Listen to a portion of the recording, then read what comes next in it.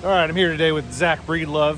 He's working on a project right outside of Cleveland, Ohio.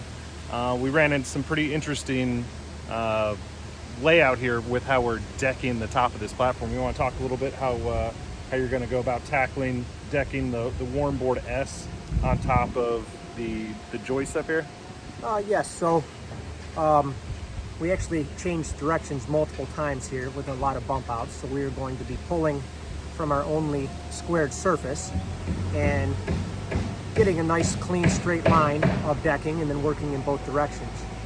Yeah, so what he's describing here is you can see we're standing on some warmboard that's been installed.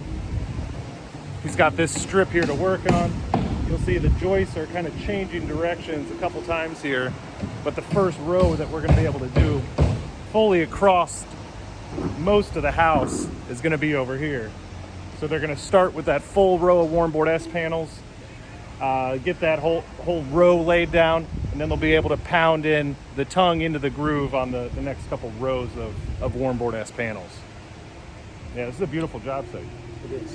This is a nice office for sure. Yeah, beautiful office.